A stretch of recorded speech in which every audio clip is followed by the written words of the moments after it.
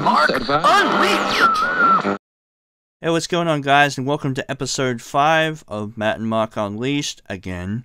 Seeing the previous episode got taken down because a certain person got butthurt and got the video taken down from my channel, so there's not much I can do about it, so whatever. I'll get a few of my subs to upload it somewhere else if they want, you know, it's up to them. But they've been having a jolly old time beating this guy to a bloody pulp in the comment sections of all these memes that are being posted everywhere, so it's all good. Anyway, let's begin. So System of a Down have started getting really active with their tour. They played Rock Am Ring? Is that how you say it? The Rock Am Ring. Isn't that in Texas? Rock Am. It's in Seattle. And they played they played Pink Pop Fest, so it was quite interesting. The what fest? Pink Pop. Pink Pop. It's a festival. What the new kids are into these days. Yeah. What? So, I'm not trying to derail anything. Anyway, their performance in Rock AM Ring wasn't exactly the best, and a lot of fans have made that perfectly clear. Oh. You know how fans get sometimes. They're pretty cringy. But anyway, like, oh, they should quit. Oh, they're too old. Serge's voice is going. Wow. But you know, he still has it in him to record a good album. But if you want my honest opinion, I think this new CD should be their last CD, and that's, you know. Oh, shots fired. That's you know, because it's been 12 years since an album, you know, and I kind of think, you know, it's maybe another album, because Darren Malakian, he writes stuff all the time, you know, so it's just a matter of them getting together to record stuff. I mean, they've been recording stuff all year, so you know, they said they. Oh, sorry. No, you go ahead. Sorry, man. Did System of a Down say that they were like not going to make an album for quite a while? Like, weren't they under a hiatus, or am I thinking of Tool? They were on a hiatus from 2006 to 2011, I believe. Okay, all right. Sorry. It's a rough estimate, because I know when they returned, they played Rock AM Ring, and I have the DVD here, so oh yeah. So anyway, you know. The drummer, John Dalmain, he said that the band has written like 10, 12, 13 songs, and they think or more than that, and they think it either beats or matches their previous work. So that kind of makes me excited. I'd love to hear like a modern version of their sound, like a new school, you know, a really up-to-date version of their sound. Yeah? Hopefully they didn't do the Linkin Park route. Well, yeah, we touched on this on... on the one that we don't have anymore. Yeah, and the new Linkin Park album, I said that I honestly didn't have a problem with it, but I didn't enjoy it as much as the Hunting Party. But I know what Chester's doing. Chester is a fucking really intelligent man. He knows what he's fucking doing, dude. Yeah. He took advantage of a situation. A lot of people want him to experiment, but some people want him to go back to the hybrid theory days, which, you know, Chester doesn't exactly like that, people saying that, and I gotta say I agree with him on that. But he absolutely exploded on the fans, though. He's like, oh, stab me in the fucking face, or whatever he said. Oh, yeah, that's right, yeah. He's a little bit edgy. But anyway, yeah, he got a little bit up there. I'm still trying to figure out where the hell the Rock AM Ring is. It's an event, right? It's a music festival, right? Oh, okay. Yeah. Rock in Park, is that where it is? There's also Rock in Rio as well that they played in 2015, 16 or something. Rock AM Ring is in Nürburgring. In Nürburgring. German. Nürburgring. Oh, okay. Makes me wish I lived in Germany right now. Jesus. Wow. Yeah, it's not like System don't play good venues, they just haven't been active lately. I mean, they can attract like massive crowds, dude. Like an insane like reach. There's a lot of people that like that sound. And I'm extremely excited for the new record because, you know, like I said in the last podcast, I have Armenian background, so it means a lot to me that they are going to make a new album because it makes me proud for where I come from. And, you know, if it wasn't, you know, I wouldn't be here if certain circumstances were different. So I'm grateful for that, and I'm proud of where I came from. So yeah, we have a lot of musical history. Yeah, well, ever since I was little, like, you know, my parents used to play 4BH 882, the Brisbane radio station, and just Beatles, Bee Gees. But you don't have an affinity with that kind of music? That's interesting. Well, you know, Tina Arena, Phil Collins, wah wah wah. I listened to that stuff over and over again, and I mean, I was kind of, that didn't make me want to pick up a guitar or fire up a tape machine and make beats or play an instrument. But as soon as the Cultural Revolution was starting to take place in the late 90s and early 2000s, like, I started listening to Eminem, Limp Bizkit, System of a Down, and all that. It's ironic because, like, System of a Down is one of the first bands I got into. It's almost like I was destined to get obsessed with them, you know what I mean? Yeah. But you know, that whole era, like, you know, everything was fucking amazing back then. You're only a couple years younger than me. You probably remember all this stuff as well, but just to a lesser extent. I mean, I went to high school with you. You know, it's not it's not like we're completely around the socially disconnected. Around the age I got into the Marshall Mathers LP, the Eminem show came out for you around the same time. So, because you're 2 years younger. I've never heard of the Eminem show before. Is that an album? It's it's a. Is that the one with actually the real Slim Shady song on it? No, that's Marshall Mathers LP. Ah. Yeah, Goodness, and I listened to Devil's thing. Night as well. Actually, Devil's Night is the album that made me want to get into music. I was just rocking that, like, totally. I'm just looking through the Eminem show album. I don't recognize any of these tracks.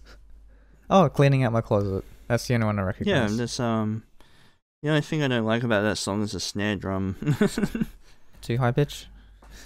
I don't know how they make the beats. I think they, like, literally make them from scratch, just banging on shit or whatever.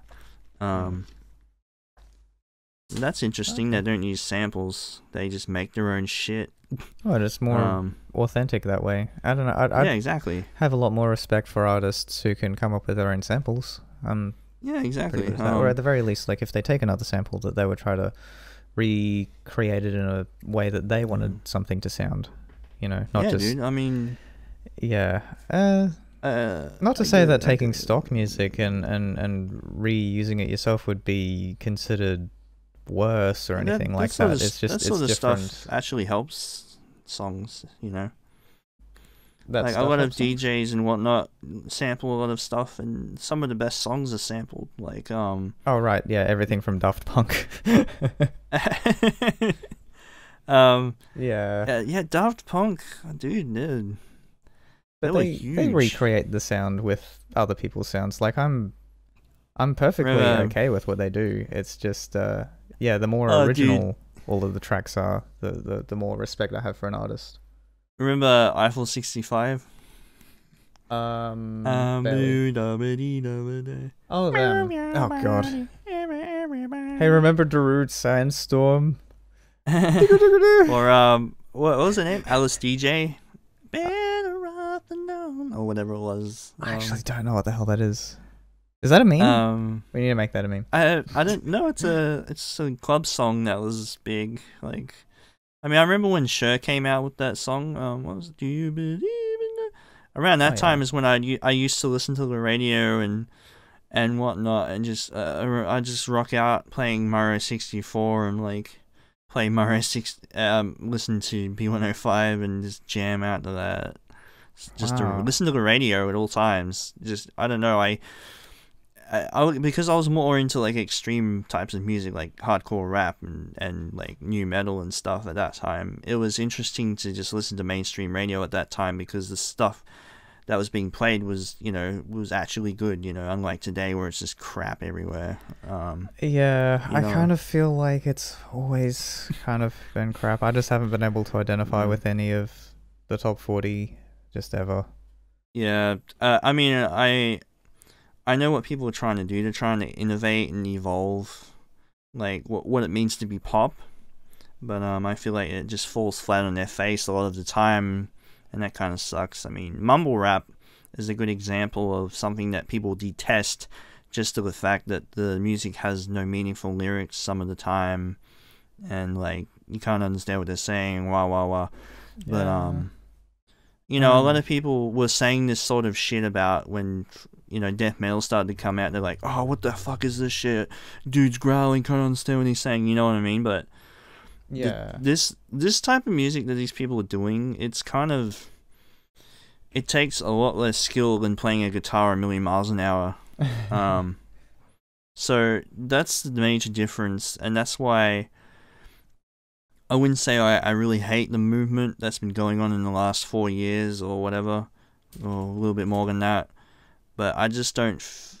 I feel like it's sort of it sells. So I don't know. People's minds sort of evolve, and what we think is good might sound like shit to the younger generation. You know, Generation Zers. So I've never understood that mentality, to be honest.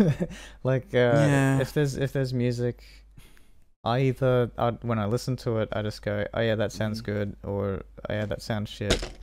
And anything new that comes out, it's not that I would say that it's objectively good, because it's always just going to be an opinion of one person, a sample of one, and that's who I am. But I'd be able to say, oh yeah, that sounds good, or that sounds shit, and then it'll stay that way. But for a lot of other people, you know, when they listen to the top 40 and they start off hearing a new song that's just happened to be on the charts, they'd say, oh, that shit. But it's repeated enough times and they eventually say that it's good. Like, I don't understand how that works. I don't understand how just the repetition alone is enough to make it good. It's like a really stupid running joke, like Tracy Morgan does with the celebrities that he works with on his movie sets. He would bang on his belly and say, you know, hey, whoever he's talking to, hey, Tom Hanks, what do you call this? And he'd bang on his belly and he goes, it's a mating call. And he'd say that over and over like hundreds of times a day to the same person. And it's just, it eventually becomes a joke, and it just eventually becomes funny. I feel like when music comes up on the charts and people, you know, listen to it repetitively, it's like that joke, and they just eventually get with it. Yeah. Speaking of old jokes, Sergeant this is Pepper. The most I've let you say anything on this history of the podcast. Well done. Hey. I don't get cut off now. Yeah, a lot of people are like, "Oh, you're a horrible host, Matt. You cut everyone off," and so I let you speak there. That's good. So shut the fuck up, everyone. Oh, thank you. I was actually sort of going on to a segue about really old hacks being brought up to the limelight again. Sergeant Pepper's Lonely Hearts Club Band is back in the charts. It's number 3. Wow. Yeah. There's a 50th anniversary of it. I know what you're getting at.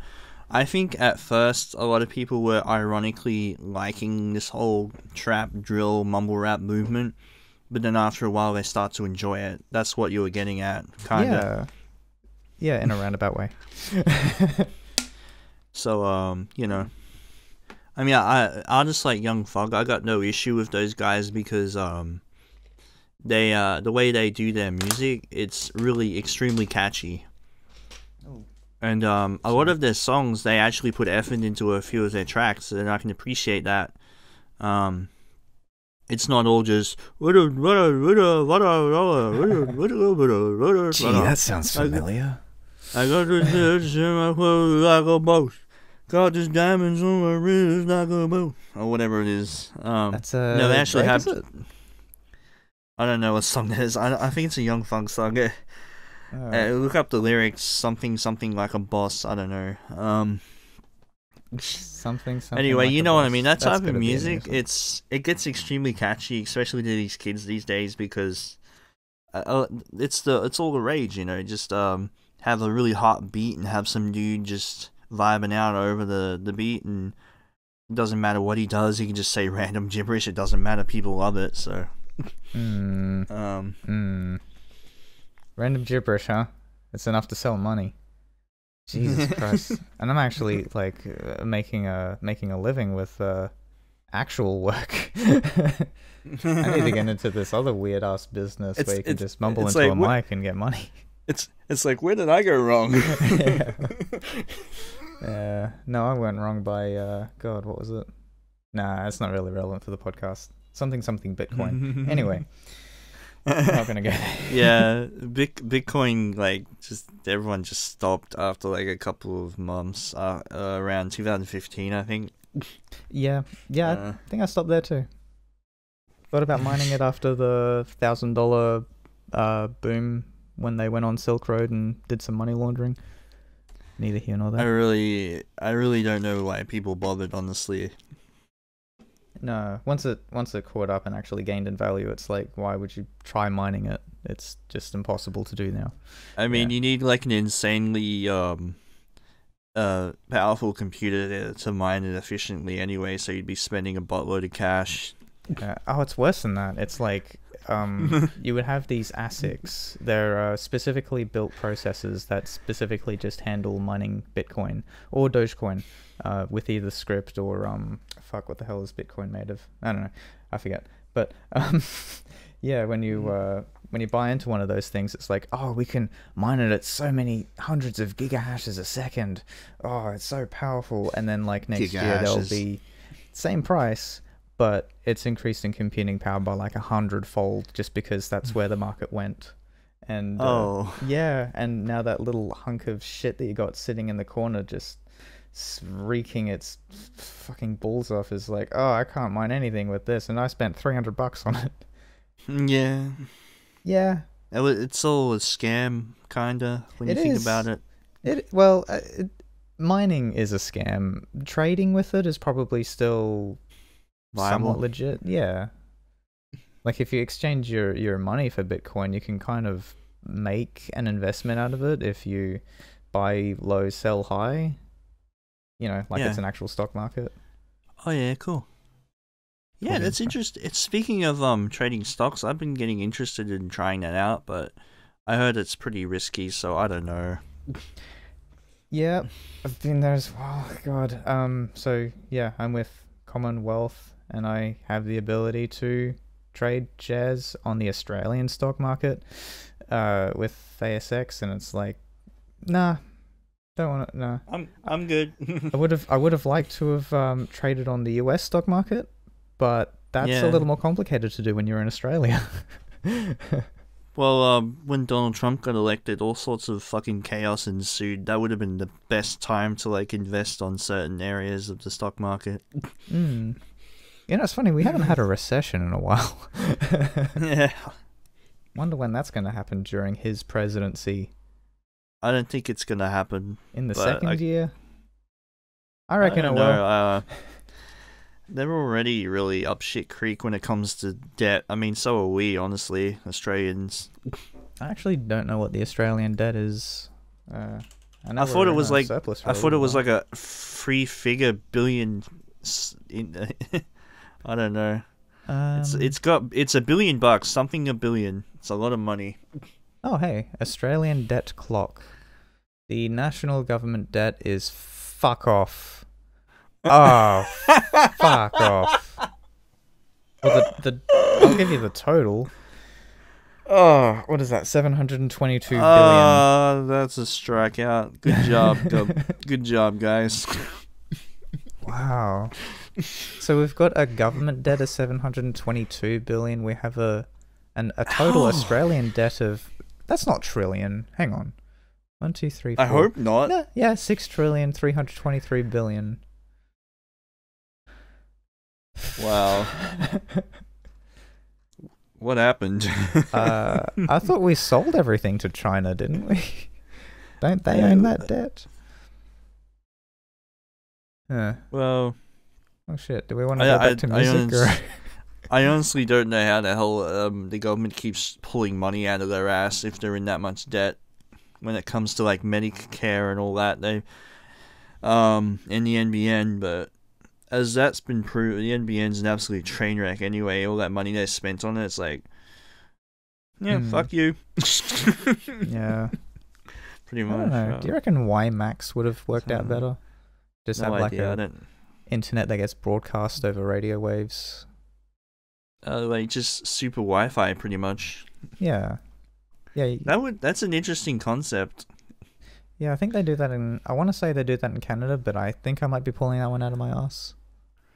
They should have like a thing where you can broadcast your Wi-Fi from your house to anywhere around your area. That way I can just keep using the internet when I'm at the shops or whatever without having to use the god-awful free Wi-Fi that barely runs anything in the shopping centre. Oh, God. Oh, yeah, before we get too far away from the topic, I want to mention that we had a debt ceiling. Oh. So for some reason we introduced a debt ceiling in 2007. We were at a debt of 58 billion. And there was a debt ceiling of 75 billion. That went up to 200 billion in 2009, then 300 billion in 2012. And now we don't have one for some reason.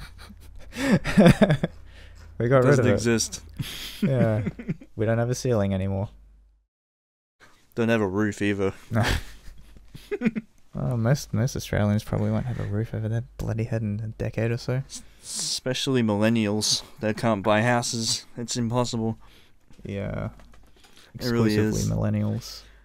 Millennials. We've gotten to a point where it's become like a privilege to like even have a car to drive. You know what I mean? Yeah. No, I know. Back in the day, I could just go down to the Ford Wreckers in my hometown of Redcliffe and grab a car for $300. You know what I mean? And it'd be like really good, decent. Wow. Something as good as your car. So these days, the Rego alone would probably be as much as the car itself. So like, you know, because back in like 2004, 5, 6, petrol was relatively okay when it came to price. So you know, I was alright with that. It's because when you add the extra 20 cents per liter, it really adds up over time, and you know, it's not worth it, in my opinion. I'd rather take public transport in my situation because I just live in an apartment complex where it's like $100 a week of rent. So, you know, I might as well just save as much money as I can and just save up cash and just, you know, see what happens. Yeah. Well, I don't know. I forget.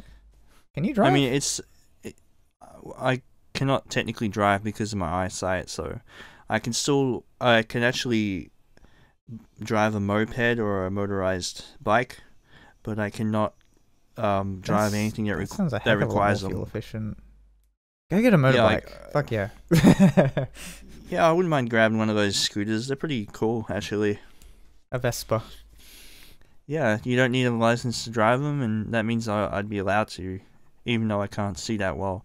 I would just stay like in like suburban streets. Won't go on the main road.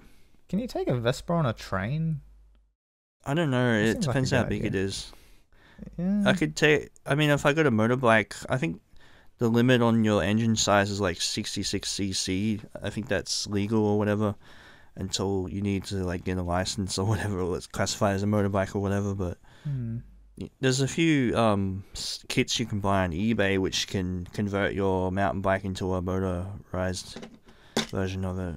Oh yeah. For like a whip bicycle.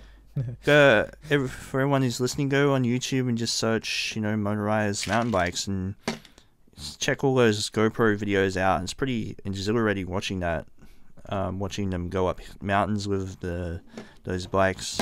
Really fun. Yeah, and also the mopeds or Vespas or whatever. Yeah, they're, you know, I'm thinking about grabbing one of those just because I could probably save a lot of fuel with that because of the mileage. I mean, it's, I don't know, I should probably experiment with that a little bit and just see what works.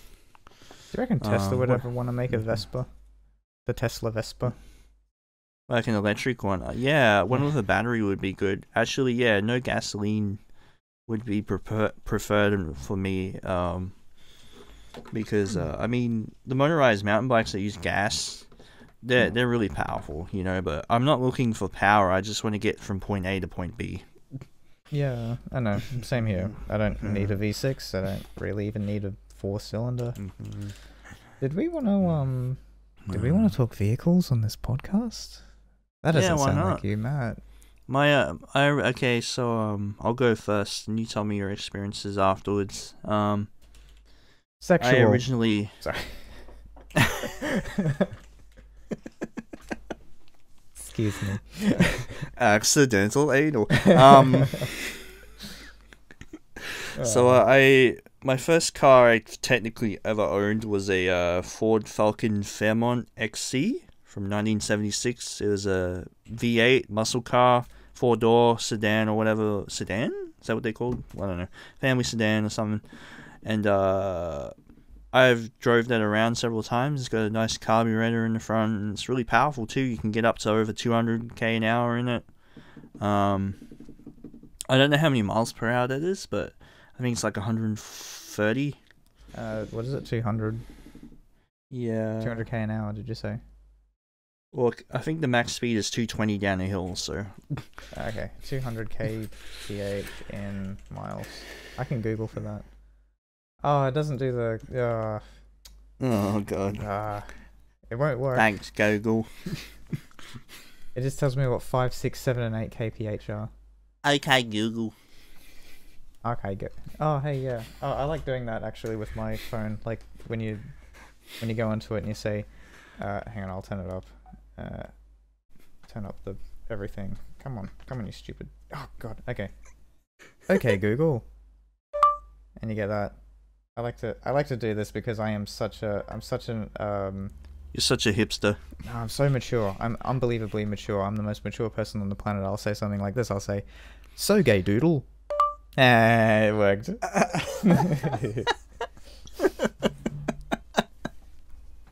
So I say that at work now when I want to call up my phone. So gay doodle. Yeah. Oh, careful. You might have accidentally activated a few. You have activated my trap card. Oh. Well, with a gay doodle like that. I might as well give a sample of my voice acting there. I hope you guys enjoyed. You have activated my trap card. Still better than most English dubbed anime. Pretty much. I mean, Dragon Ball Super has been pretty good so far, in my opinion. You should totally check that out. I think they're up to episode 21 now, dubbed. Subbed, I think they're on like in the 90s somewhere. I've been told to look up the subbed ones and not the dubbed ones. It's sort of a mixed opinion with that sort of thing. I don't really have a... You know, I ended up just watching the sub stuff just because I was just curious about what sort of stuff I was going to expect in the when I wanted to actually sit down and watch this in English, because it's just not the same for me. I just want to listen to stuff in English, you know. Yeah. Have you ever wanted to learn Japanese? I got when I watched Dragon Ball Z, because I constantly watch that even now. I just absolutely adore the English dub there. It's just such a nice atmosphere, and everything's just really mesmerizing. Oh, wow. But a lot of people prefer the Japanese dub, and there's nothing wrong with that. I mean, the female that does Goku's voice or whatever is really good, so, you know. But if when I was exposed, because I'm a Eastern audience, well, is Australia in the East, technically? Yeah, I call us East Asia, I don't know. So, seeing I'm in the East, I got exposed to Dragon Ball Z, in English in like the early 2000s, so... And just because of that, I just found it more mesmerizing than a lot of people who probably were watching this stuff in the 90s or late 80s, who had the Ocean dub, which I've heard is notoriously terrible. But Funimation, they really struck a chord with a lot of people, because it's just exploded. Even now, long-time fans like me, I can say, hell yeah, let's bring on Dragon Ball Super. Why the hell not? Okay. I mean, it's like a lot of stuff. I mean, Beyblade is still running, and I enjoy watching the new episodes. It just brings back flashbacks of the old episodes with Tyson and Kai and all that. Beyblades are still running? Yeah, there's there's a new anime that's on TV right now. It's the hot new thing. Hey, at least it's not Fidget Spinners, the anime series. Knowing this world will probably be a thing. Oh god. Can you imagine how underwhelming that would be though? Like they wouldn't, hit each other or anything. They'd make up some like Japanese people, you know how they get. They'll make up some sort of thing like these fidget spinners possess magical beasts inside them or whatever. And when they clash together, they create kinetic energy which shakes the fabric of the universe. It's our job to control everything and stop the universe from being destroyed, and we have to do that using these big seals on our arms that we press and summon these monsters to battle things and do this and that. I don't know. They'd probably come up with something like that. I was just thinking, what if we did a parody of Beyblades and did a fidget spinners thing? I could just imagine just some guy sitting there at the, in the round table with all the CEOs and whatnot, and just be like, "So what do you got ideas for this fidget spinner anime?" Just takes a hit from a bong. Universe gets destroyed. Okay, and then what happens? What if beasts are born in the form of fidget spinners that these kids find or whatever? I don't know. Just takes a hit of acid or whatever, and then it just keeps going. Just take different drugs every answer. It just doesn't. I can imagine that's how the creative process of these shows is, and honestly, when you think about it, like shows like Yu-Gi-Oh! That have such absurd, plots like tying ancient Egypt with like this card game, I found that's really enjoyable. Yeah. So I get, it works, yeah. And I can imagine people were probably sitting there stoned off their ass coming up with this shit, so. Did you ever feel like, so with Yu-Gi-Oh, that maybe the dialogue, was it a bit forced, like the amount of energy? I'm gonna be completely honest. The English dub of Yu-Gi-Oh is absolutely fucking terrible, but I fucking love it to death. Yeah. I can always fire up my external and watch the full 5 seasons of Yu-Gi-Oh or whatever, and just enjoy it. I just love it. The pace of the duels and just characters, Kaiba and Joey and Yugi, they're really memorable. In their English form, they're memorable. They have. It's a not character. like it's. I mean, poorly performed, voice acting, but yeah, it's one of those things where it's so bad it's good. It's so bad it's good. You know what I mean? It's yeah. There's a lot of cheese in that. Oh yeah, the whole friendship speeches, and I can sit here and just laugh at that. I'll be like, "Fuck yeah, friendship, motherfucker." These days, that's why I like it. Yeah. Oh, speaking of which, I just downloaded. What is it? I just pirated because I live in Australia and I pirate all of my material like a pirate. The latest Fate of the Furious movie. Didn't Australia block the Pirate Bay or whatever? Did they? Hang on, I'll just check to see if I can get to it. The Pirate Bay.org. Nope, got it. Why? Oh wow, you're on a VPN. You're on a VPN, aren't you? No, I think it's because it's blocked on a DNS level, and my DNS is set to Google's public DNS. Okay, Google. Yeah. Oh, hang on a second. So gay, doodle. Yeah. Dude, I need to get baked when we do these podcasts. Yeah, that'd be a good idea. And do an ASMR one at the same time. If I can find any weed around this dump. Actually, no, where I live is actually really good. Don't dox me, please.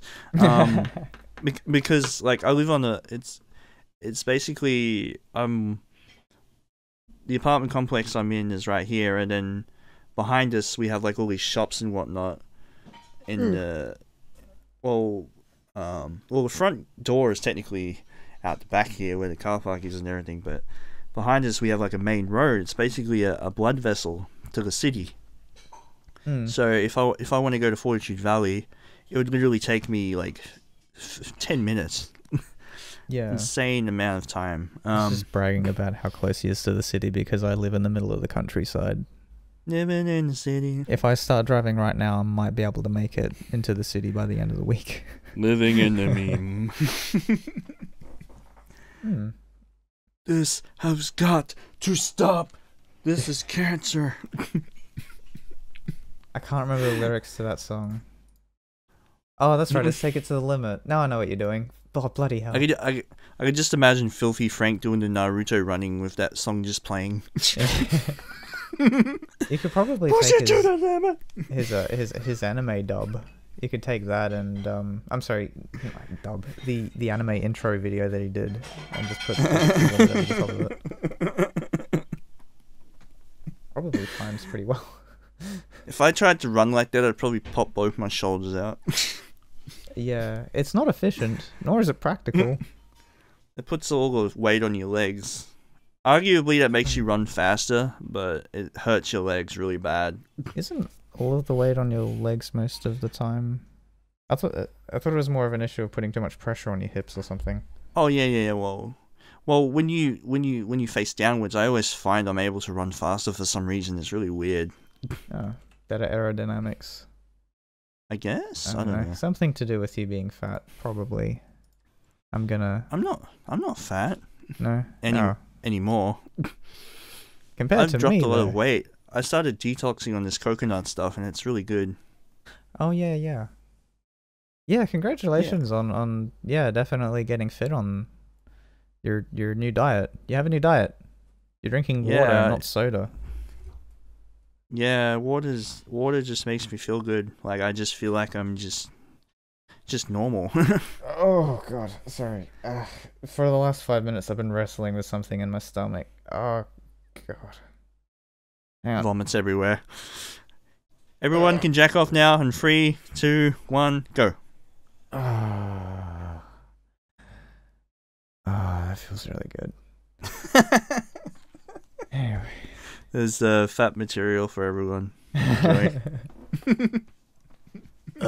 Yeah. Fuck yeah. That's Ken Kniff. You know Ken Kniff, the character that Eminem made up. Oh. Making fun of that rapper guy, Aristotle, whatever his name is. It's hilarious. Didn't know that was a thing. Fuck yeah. I think that's being... Oh, actually, it's the Cream Frasier episode of South Park with Stan... Is it Stan? Ken Kniff from Connecticut. He pours the cream frasier on the kid's breakfast. And he's like scooping it out and he goes, oh yeah. Oh fuck yeah. Hey little girl. Oh. That sounds really familiar. That got a bit edgy, didn't it? 3 edgy 5 me. Yeah. Dank memes. Ah, Christ. Sorry, I'm trying to browse B at the same time as trying not to shit myself and it's like, why am I doing this? Just porn everywhere. Oh, okay. The second from the top, there's an image which says "Keep calm and vote conservative." Oh god, that's a strikeout.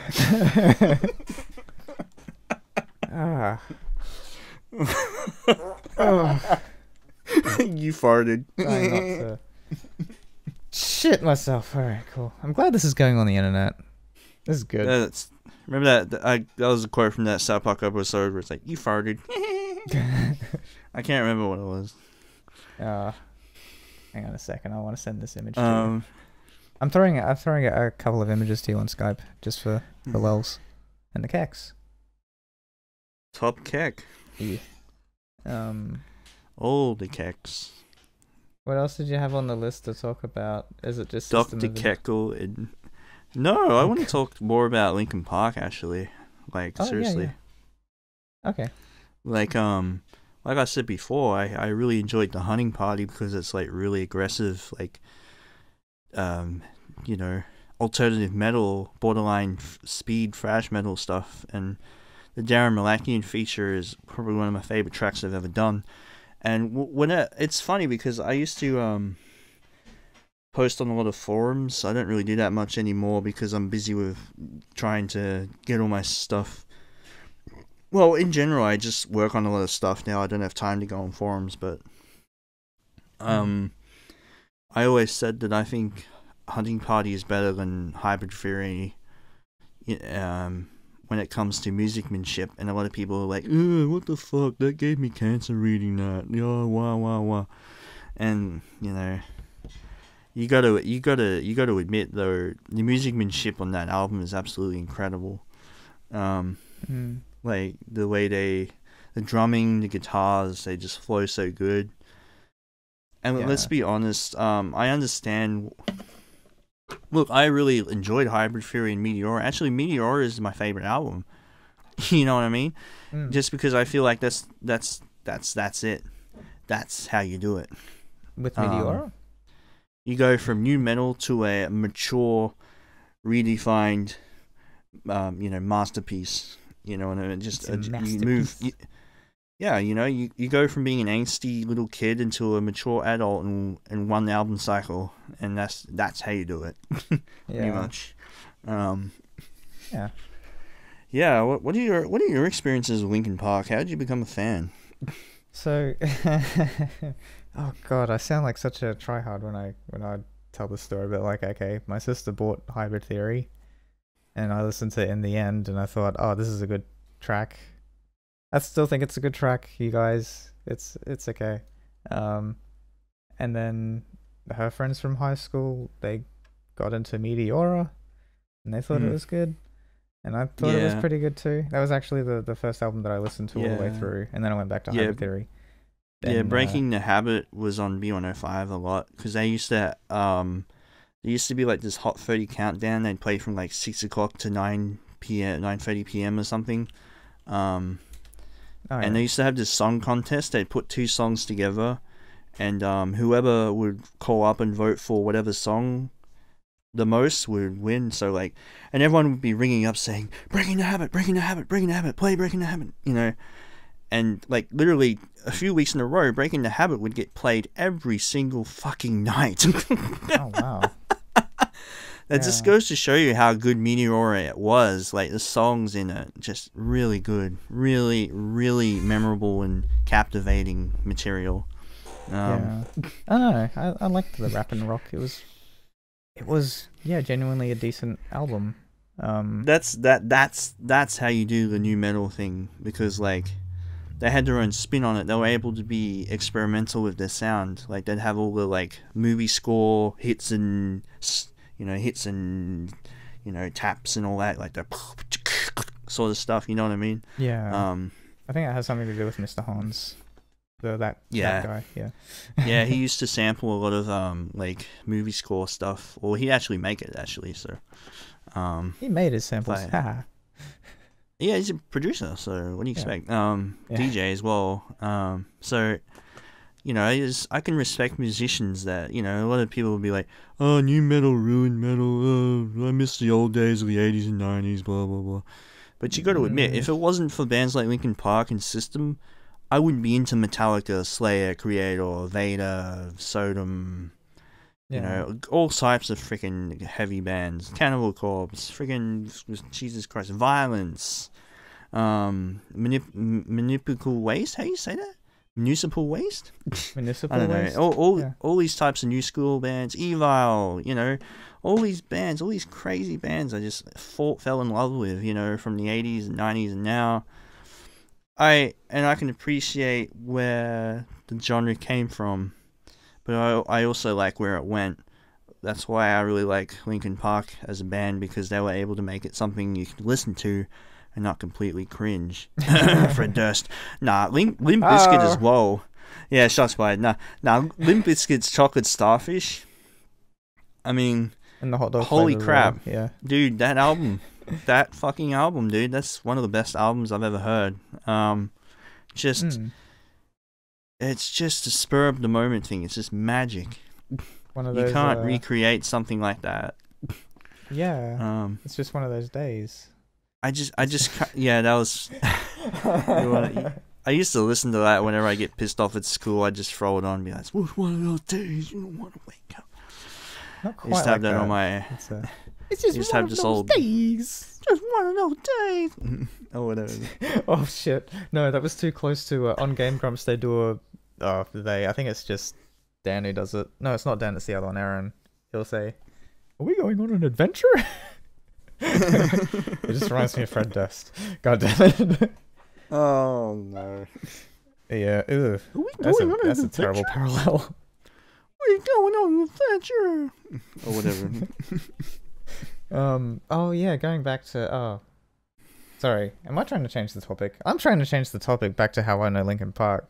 I kind of dropped them after Meteora, and then Minutes to Midnight came out, and Minutes to bloody Midnight Corey was talking about it all the time, and I'm like, fine, I'll get back into Linkin Park. If I was really indifferent to it because I just left school and I started working shitty jobs, and I'm like, Minutes to Midnight, what is this? And I listened to it, and the first song I heard was Bleed It Out because it was on the radio and whatnot, and I'm like, yeah, meh, bit repetitive. It's okay,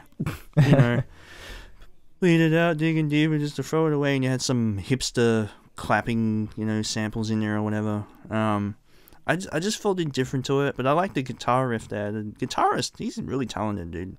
Oh yeah, I think it's Rob. I give him credit for he's amazing. The riff there is really cool. I can listen to that with headphones on and enjoy it, but when you're like working somewhere and you hear it on the radio, it's like, shut the fuck up, Chester. You know what I mean? Stop screaming at me. Stop screaming. Stop being emo and cutting yourself or whatever. That's what everyone was saying at the time. But I know Linkin Park weren't an emo band. Nowhere near it. They were more rap rock. So yeah. But I do agree. Songs like Numb, they sort of address like teenage angst. So I get that. To the goths out there, not the emos. That wasn't really a mainstream. The definition of emo, in my opinion, in the mid 2000s would have to be like Fall Out Boy and My Chemical Romance. Wow. But honestly, when I go back and listen to their stuff, it doesn't really sound. A lot of the stuff doesn't sound emo at all. It's actually like punk. So I'm like, so I said to myself, there must be a really fine line between punk and emo. And then when deathcore came out, I'm like, oh boy, well, metalcore was already a thing before that with Atreyu and Bullet for My Valentine and wow. I like those bands, by the way. It's not like I hate metalcore. It's a good evolution from hardcore and metal. Just fusing it together, like the whole screaming thing, like that sort of stuff. I can dig that because it sounds cool, kind of badass, but. Then it became a trend, and a bunch of kids in skinny jeans with fucking scene hairstyles, walking around like crabs playing a guitar. Yeah, that's where I draw the line. If you guys are interested in trying to, if you guys want to see a meme, go on YouTube and type in "Design the Skyline Surrounded by Silence," and you will know exactly what I think is where everyone would draw the line. That listening to that song, you'd be like, okay, drawing the line. If you guys are curious, go check it out. I would play it on the podcast, but I'm not sure if I could copyright it. I'll experiment. I might add it to this in post and see what happens. So if I'm allowed to play it, I will pause. If not, then oh well. Unpause. Okay, we're back. I hope you guys enjoyed that cancer. Well, actually, you know what? Honestly, I don't mind the guitar riffs. It's just the offbeat screaming and the drum work. I kind of know what they're going for here. They've got like some sort of mathcore thing going on. It's just crazy stuff, but I understand why it became a meme. Mathcore. Does mathcore anyway? No. Yeah. Oh yeah. Yeah, mathcore is just like insane guitar riffs over and just time changes everywhere, like like that. Sure, you know what I mean? Bad execution. The mathcore is specifically supposed to follow a specific formula, like an actual mathematical formula. Yeah, like with technical death metal is like sweep picking. They use like jazz scaling, so it's I think jazz might actually be the complete opposite of mathcore. One band that pretty much one good example of a band would be Necrophagist. How do you say that? Phagist? Necrophagist? Really trying not to sound, what is it, homophobic there? Necrophagist. I don't know. He said Anyway, just Google Epitaph Necrophagist. It's a pretty good album. So, they've got. Yes? It was the first album they did was designed by just the one guy, Mohammed, whatever his last name is, Sushez, I can't pronounce it. He's a Turkish guy. There's a lot of, he did drum programming, guitars, bass all by himself, kind of like what I do. So he's an inspiration to me, because this is like 1998 he recorded this shit. That's unheard of back then, you know what I mean? Yeah, technically, Stevie Wonder used to do it. I mean, yeah, well, 9 Inch Nails was just one guy. Ministry was just one guy at some point. Isn't he still one guy? I forget. I mean, you guys can correct us in the comments if we're wrong, but it's not like it's the first time it's been done. I just feel like it's a really decent solo technical death metal album. What's it called? Which one? Hang on. Necro. Okay, it's spelled Necrof. Phagist. Necrophagist. Oh no, it's Phagist. I don't know.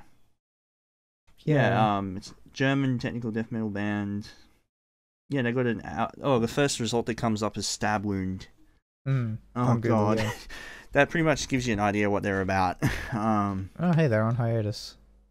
Yeah, the first album is called Onset of Putrefaction? How do you say that? Putrefaction? I don't know. I can't find it. How do you pronounce that? Yeah, that's right. You got it right. I'll link it to you in the description. Yeah, this is the album I'm talking about. He did this. Putrefaction. He did this all by himself. It's incredible. Absolutely amazing. And there's like demos from '95 he did. Jesus. Oh wow. Yeah, the dude's name is Mohammed Sweejmez. Let's see if I can find it on this page. Yeah, he did vocals, guitars, bass guitar, and drum programming. God damn, this dude was like, wow, really talented. And then there was also a reissue as well. So incredible Turkic album. Dialects. If you only speak English, of course you're not going to be able to do his last name. Shoot. I'm trying to do it with Wikipedia, but it just says IPA for Turkic dialects. It doesn't do the phonetic breakdown of it at all. Yeah. Damn it. Okay, where's that funny looking C? It's a German ich. Oh, ich. Is that it? Ich? Ich? Mohammed Ichmez? Yeah. It's ICH, but in German that might... Is it itch? It's not itch. Ich, mich. Is it itch? Or is it ich? That reminds me of that Rammstein song. I can't remember what it's called. Itch, Nick. Whatever it is. It sounds like they're trying to count from 1 to 10 in Japan. I thought it was funny. It's a terrible joke. Oh yeah, did anyone else notice that I missed out on the Reanimation album that came out between Hybrid Theory and Meteora? Which I consider that to be one of their actually their best album. Yeah. So definitely. Good. What's the I touched on this on the episode 5, the previous one we did that doesn't exist anymore. Is this episode 6? Are we doing 6? This is 5 for now 5. Anyway. Okay. Might make it 6 if the video magically reappears, but I doubt it because YouTube is gay. I'm just kidding. I'm actually a YouTube partner. I'm in a network. I was trying to work with them, contact them, see what happens. Anyway, so what was I talking about? Jesus. Oh yeah, what's the album called with Linkin Park with Jay-Z? Oh, and Busta Rhymes. The album is called Road to Revolution. No. That's the live thing. It's the album with Numb and Encore on it. The mashup. Collision Course. That's the name of the record. I absolutely love Collision Course. That is amazing. Yeah, I barely listen to that. Collision Course. I would Collision Course is better than Reanimation. There, I said it. I fucking said it. I'm so triggered by me. that, even though it's only a matter of opinion. Oh, no. Oh, yeah, well, how does this sound, Matt? I respect your opinion. Numb and Encore, dude. How does that taste? Like, Numb and Encore, man. Holy shit, that song. Like, everyone was playing that. Like, it's because they always wanted more. You couldn't walk anywhere without someone having that on their like really shitty Vodafone, Motorola phones, flip phones. Should we simulate what that sounds like in this part of the podcast? In post, yeah, why not? Just grab the old Razor out of the recycling bin.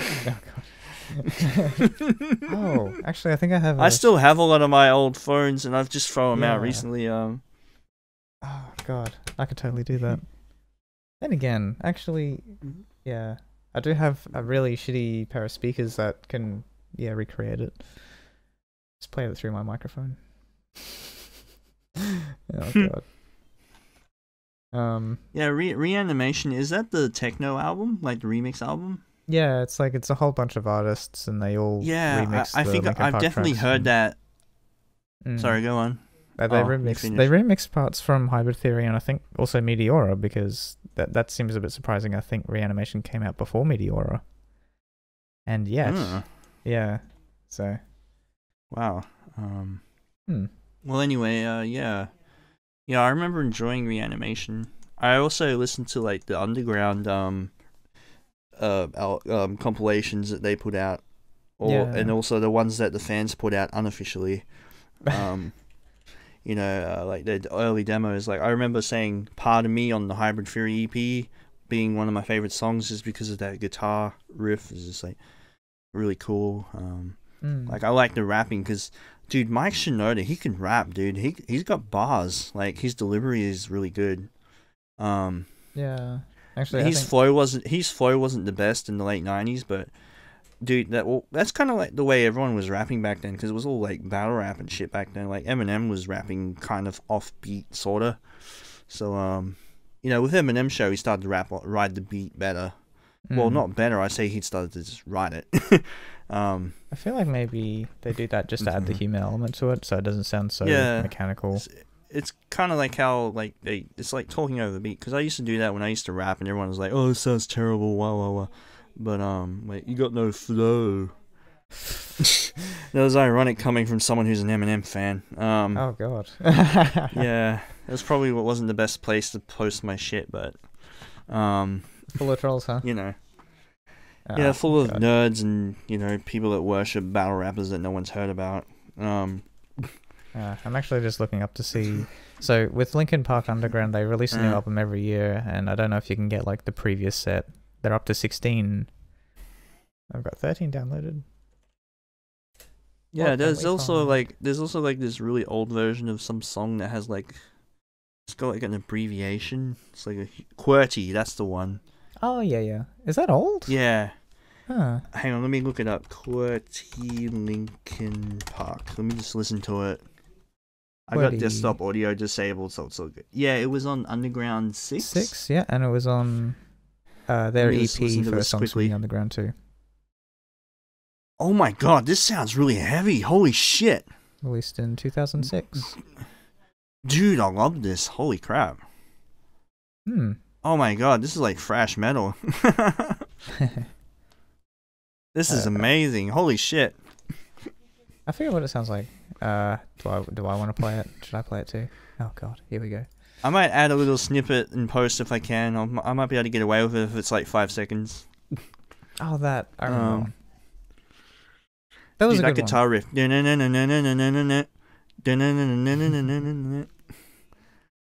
then the rap vocals comes in. It's like bam. Yeah. God, I can barely remember that song. Dude, I love this. Why would this cut out? They should have released this. Well, they have, but why wasn't it on a studio album? It was only on their Underground 6 and their EP Songs from the Underground. Oh, really? Oh. That was it. Yep. It was released in 2006. I'm guessing they just made this like and just it was just a leftover, but they didn't get to release, I guess. Because it sounds really professional. It sounds like it belongs on an album. Yeah. They were like, this. I don't think this belongs on the album, because like Meteora has a certain vibe. Yeah. And Hybrid Theory has a certain vibe. And when you make a song like QWERTY, it's like really in your face, like thrashy. It's like, this doesn't belong on Meteora. It's a bit much. So they just put it aside, maybe. It's hard to tell when this was recorded. It actually sounds kind of 2000-ish. 2000-ish. Should do. Yeah, it's... I'm just the guitar, it kind of sounds like it was recorded like in between Meteora and Hybrid Theory. Could be. It's funny, actually. I'm just looking through the track list of Linkin Park Underground 16, and I have the Catalyst demo. Like, wow. You still have that? Why? Okay. Oh, Bleed It Out, 2007 demo. Yeah, okay. Like it's like oh, here's a demo like a day before the song comes out. No, they do have very subtle differences. I'm pretty sure they were recording a lot of the songs from Minutes to Midnight in 2006, or at least rehearsing them. But I have seen bands do a whole album in a month, so even a few weeks. So haven't you done that? It's anyone's get. It takes me several months to make an album, like mix and master it. Recording, yeah, it does. It only takes a few days to record my tracks. Yeah, I mean, like in the past, like ages. Oh ago. yeah, well, making a rap beat can take several days. Recording vocals can take several days, so it's kind of a balance. Yeah. Oof. How long have we been going for? Well, it depends. If I'm a perfectionist that wants to rap, like, make sure, or any hip hop artist wants to make sure their raps sound really good, they can just sit back and record something, and then sit down and listen to it, and then come back to it later and just see if they can figure something else. Yeah. Oh. Yeah. How long have we been going? A little over an hour now. Well, yeah, we've covered a lot of stuff. You want to end it? Yeah, I'd like to off myself. Oh, you mean the podcast?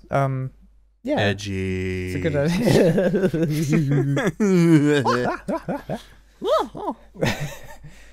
My name's Mickey Mouse. Oh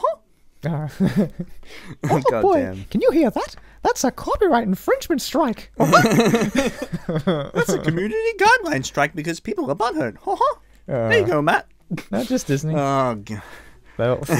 Someone from Disney listens to this. Like, oh. Fuck you, Matt. Jeez. Man, I miss watching all those old cartoons, man. Like Looney Tunes, like Disney. I was just having a conversation with that this week about somebody who was like, "Oh, I remember Bugs Bunny," and it's like, dude, remember that Donald Duck episode where he gets angry and stuff, or whatever. I don't ever remember that happening in any of the episodes. Literally every episode he's been in. Like he just tears a house up or something, just pulls a fridge through a wall or whatever he did. Yeah. Like, fuck this! Ah! They never swore in those cartoons. I reckon they should have.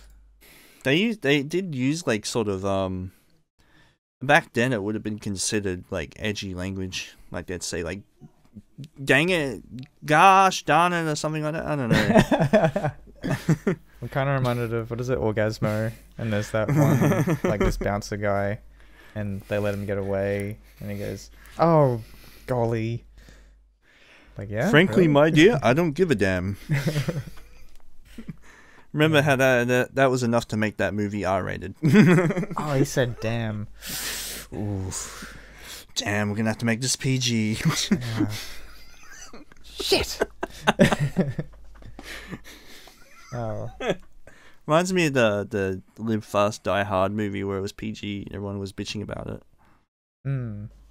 Yeah. That was called the new Die Hard movie, and I can't remember when it came out. I remember liking that. Did it have Alan Rickman in it? No. Yeah, Live Free or Die Hard came out in 2007. Yeah, that was a good movie. I liked it. It's just classic Bruce Willis doing his thing. That happened a decade ago. 2007 was 10 years ago.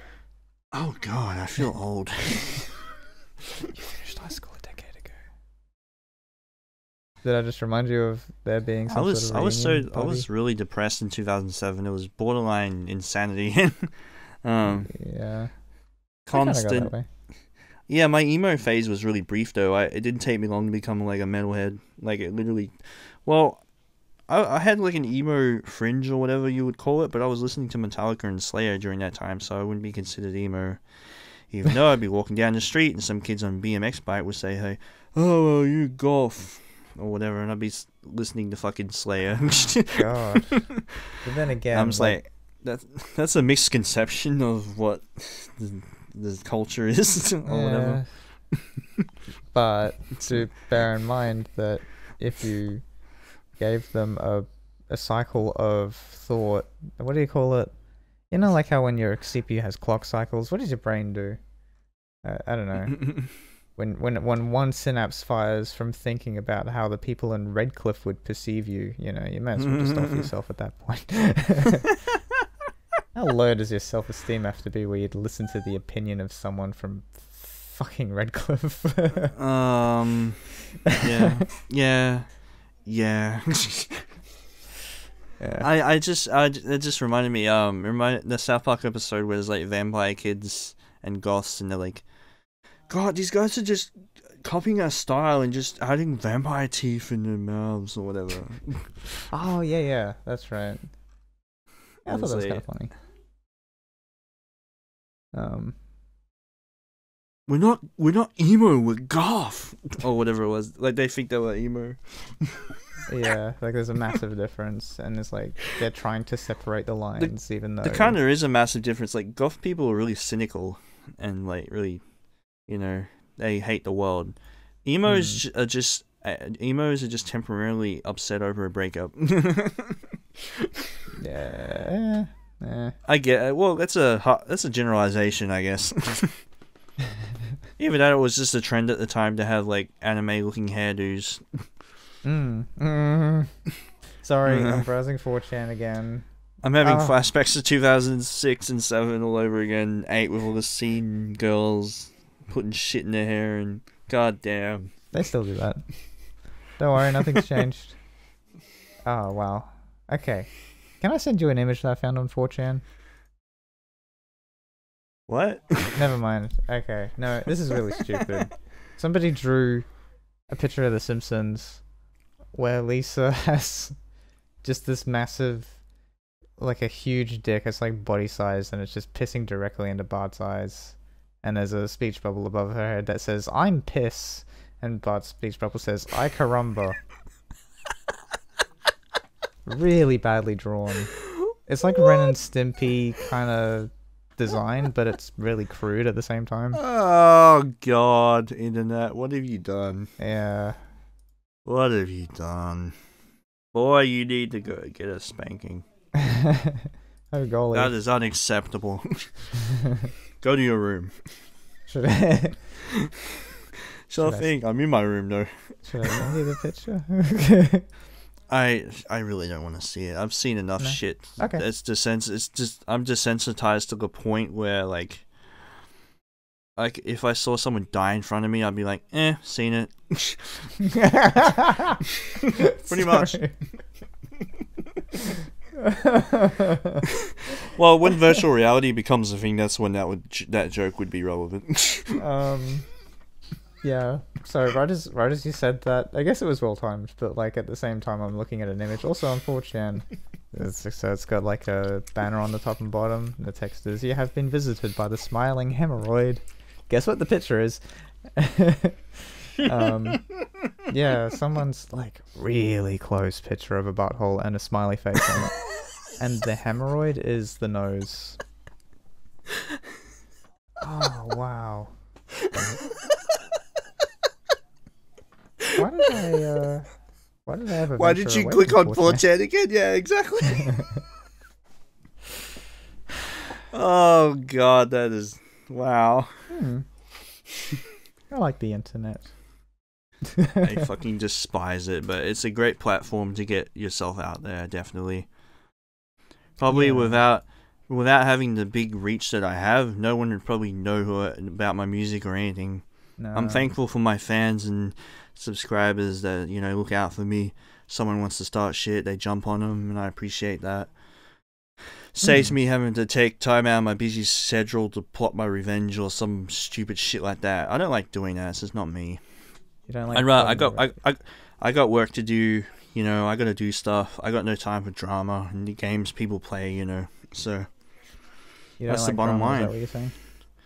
Yeah, it's just really, it's really played out, especially now with all these exposed videos, you know, just shut the fuck up, just get over yourselves, you know, just ignore each other if you don't like each other, you know.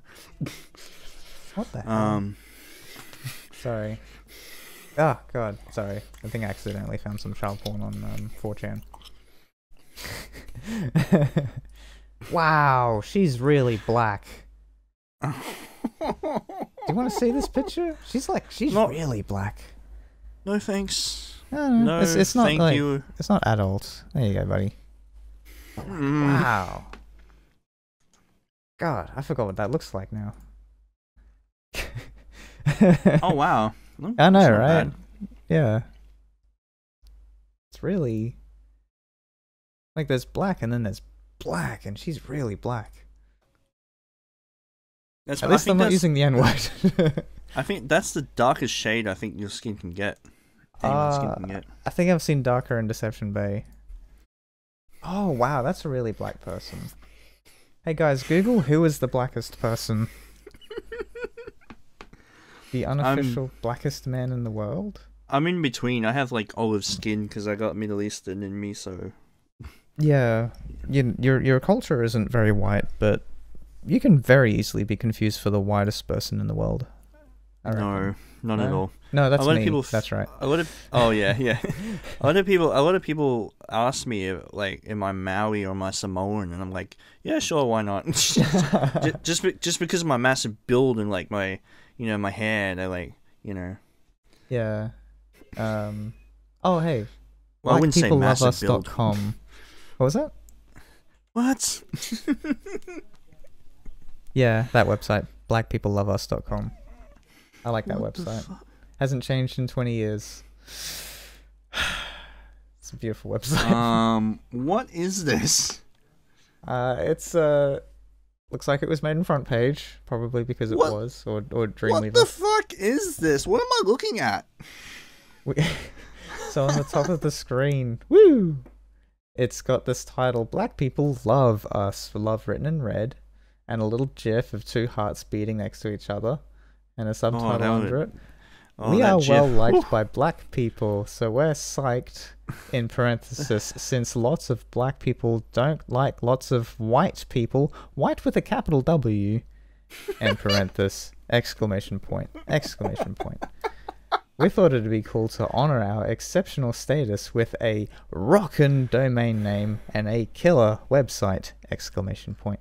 I can imagine back whenever this was made, those two hearts would have taken about 5 minutes to load. Oh, yeah. With the dial-ups. It's the widest page on the planet. Oh, good God. But yeah, I like that website. Do you want to meet a black person? I don't know. Did we want to wrap up? Or yeah, if you want. Thanks for that. Thanks for checking us out, guys. If anything comes up about the previous video being taken down, I'll let you guys know and see what's going on there. I haven't got a strike on my account, which is weird, because usually when a video gets taken down, you get a community guideline strike and you can appeal it. But I got no option to appeal. The video's just gone, so. I don't know. We'll see what happens. I'm willing to work with YouTube because I got a lot of respect for people. A lot of people who helped me out before, so with copyright stuff. So, we'll see what happens. I'm not going to let people upset me, man. I'm way above that. I got work to do. Got to do music videos and all other stuff. So stay tuned for that stuff. And yeah, thanks for being with me, Mark. That was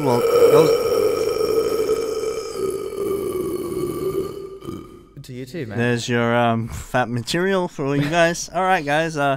Thanks for listening, and as per usual, have yourselves a good night, and take care.